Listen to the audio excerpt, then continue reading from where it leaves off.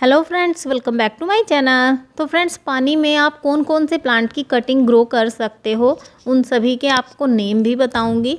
And आपको पानी में कटिंग ग्रो की हुई मिट्टी में कैसे लगानी है, पोट में कैसे लगानी है, ये भी आपके साथ शेयर करूंगी। मिट्टी कैसे तैयार करनी है, सब कुछ आपको बताऊंगी इस वीडियो में, इसलिए पूरा ज़रूर देखिए। और पसंद आए तो प्लीज़ लाइक शेयर ज़रूर करें। चैनल को अगर आपने अभी तक सब्सक्राइब नहीं किया है तो फ्रेंड्स प्लीज़ सब्सक्राइब कर लीजिए बेल आइकन के साथ। तो आप मेरे सामने देख रहे हो, मैंने एक कांच के पॉट में अपने कुछ प्लांट्स की कटिंग लगाई थी और इनमें से बहुत अच्छी रूट्स निकल आई हैं। तो आपको अगर ऐसा लग रहा है कि आपके कटिंग में से अच्छे से जड़ें निकल आई हैं तो आपको उसे मिट्टी में शिफ्ट कर देना है ताकि आपका एक न्यू प्लांट तैयार हो जाए। तो आपको इस पानी में कैसे इनको लगाना है, हमें कुछ प्लांट्स की कटिंग लेनी है और उनको पानी में रख देना है। रखना हमें उसे छाया वाली जगह पर है, सिर्फ सनलाइट पड़नी चाहिए, डायरेक्ट सनलाइट नहीं आनी चाहिए। लाइट मतलब पड़नी चाहिए लेकिन डायरेक्ट नहीं, रोशनी उसके ऊपर पड़ती रहे, बिल्कुल भी छाया में नहीं रखना है। तो छाया वाली जगह पर रखिए लेकिन डायरेक्ट रोशनी नहीं आनी चाहिए। तो इस तरीके से आपके जो पानी है, पानी के अंदर ज़्यादा बैक्टीरिया वगैरह नहीं लगते हैं। यहाँ पर मैंने ड्रेसिना प्लांट लिया हुआ है, क्रोटन लिया हुआ है, मनी प्लांट लिया हुआ है और ऐसे ही बहुत सारे प्लांट की कटिंग मैंने अब की बार ग्रो की है। क्योंकि एक मानसून ऐसा सीजन होता है, इसमें आप जितना मर्जी कटिंग लगाओ, आपकी कटिंग सक्सेसफुल होने के ज़्यादा चांस रहते हैं अदर मौसम के अकॉर्डिंग।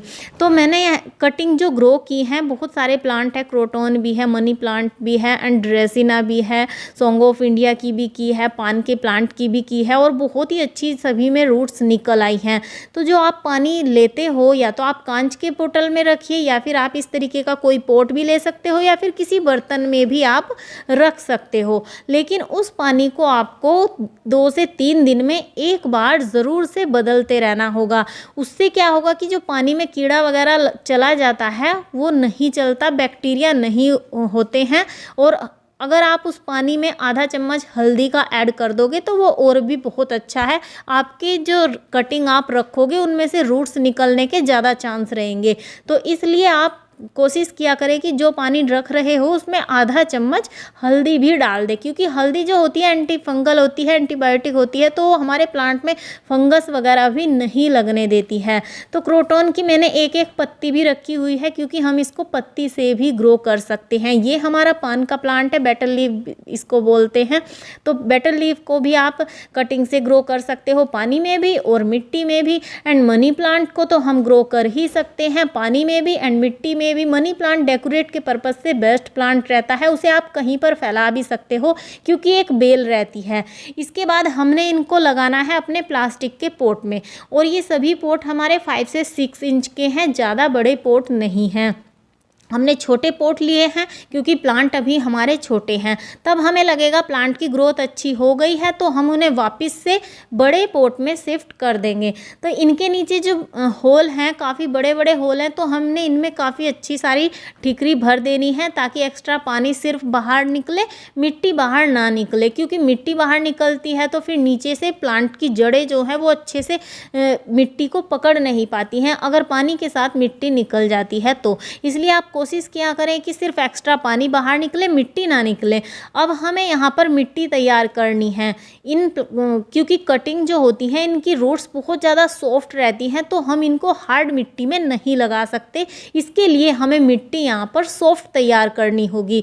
उसके लिए आपको 40% मिट्टी लेनी है और 40% ही आपको इसमें वर्मी कंपोस्ट ऐड करना है।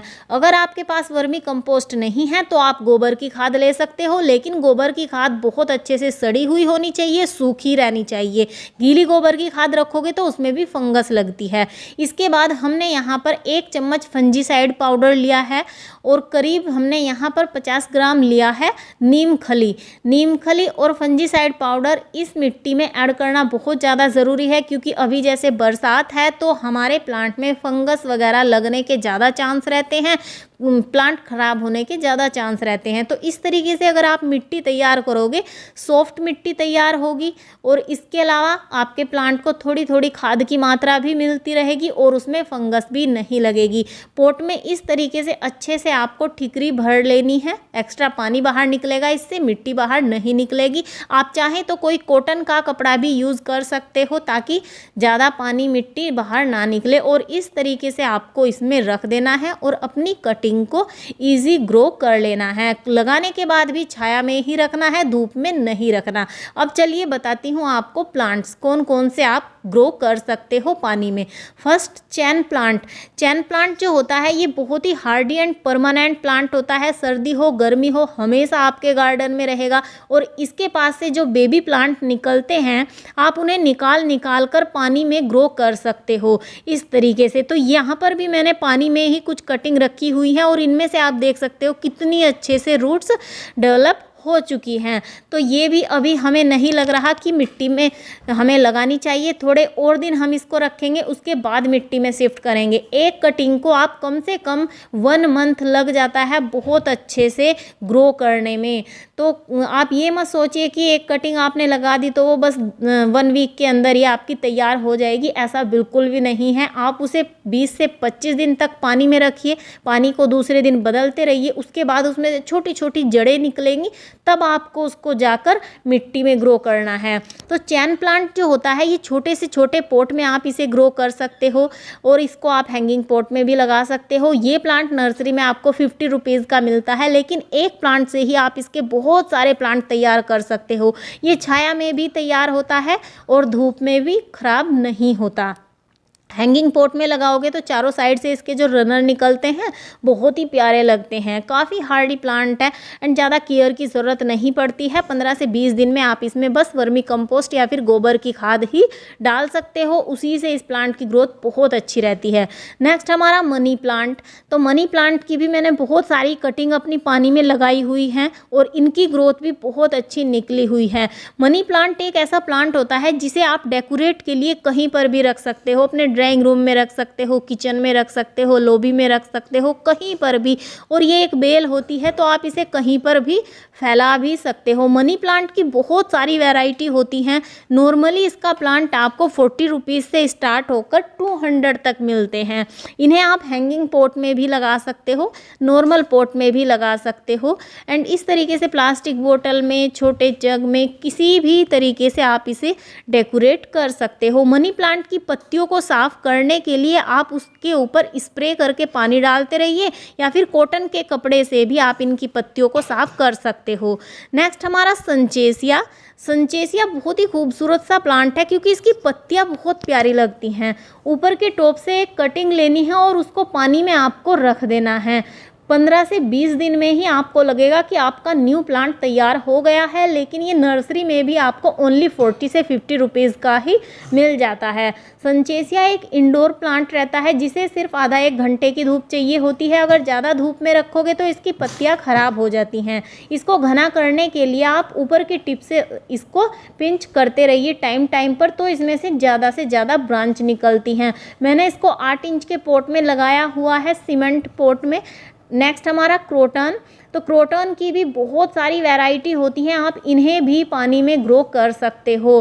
क्रोटन जो होते हैं 60 रुपीज़ से स्टार्ट होकर 500 तक आपको नर्सरी में मिलते हैं। इनकी खूबसूरत पत्तियां जो होती हैं कलरफुल, ये काफ़ी अट्रैक्टिव होती हैं, इसलिए इस प्लांट को ज़्यादातर पसंद किया जाता है।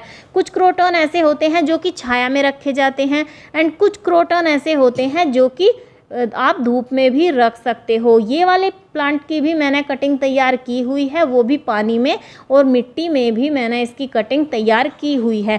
एक प्लांट से बहुत सारे प्लांट तैयार इनके हो जाते हैं। यहाँ पर ये प्लांट मैंने कटिंग से तैयार किया था। क्रोटन में आप क्या क्या करें कि 15 से 20 दिन में एक बार सीविड फर्टिलाइज़र जो होता है वो ऑर्गेनिक होता है, केमिकल नहीं होता, तो आप उसे इस प्लांट में डाल सकते हो। उसमें आपको 2-3 तरह के मिलते हैं, लिक्विड भी मिलता है और दानों वाला भी मिलता है। यहाँ पर हमारा बेटल लीफ प्लांट, पान का प्लांट।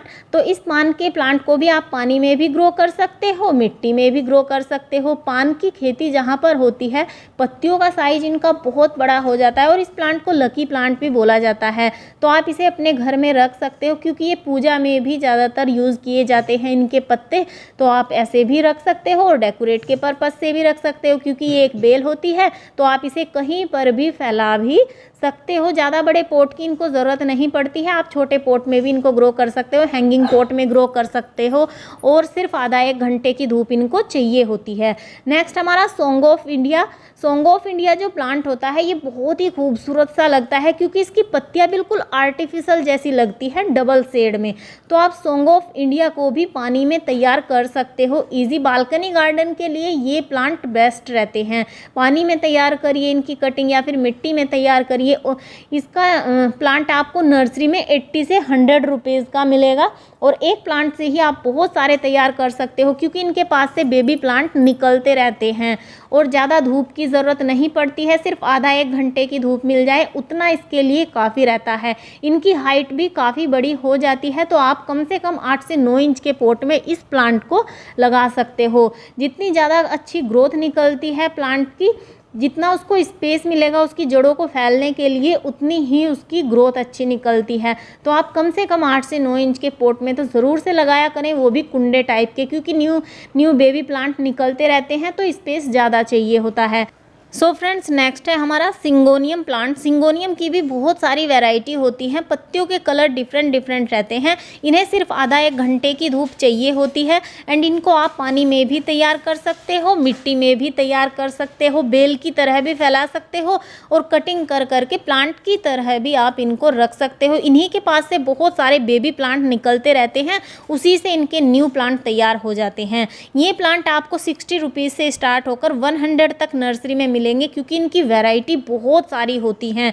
इन्हें आप हैंगिंग पॉट में लगाकर अपने गार्डन को डेकोरेट भी कर सकते हैं। मेरे पास कई तरह की वैरायटी हैं सिंगोनियम की और इनमें ज़्यादा केयर की ज़रूरत नहीं पड़ती। सिर्फ 15 से 20 दिन में आप इनमें कोई भी खाद डाल सकते हो। सो फ्रेंड्स, आई होप आपको ये वीडियो पसंद आई हो, तो प्लीज़ लाइक शेयर ज़रूर करें। मिलते हैं नेक्स्ट वीडियो में, तब तक के लिए बाय बाय।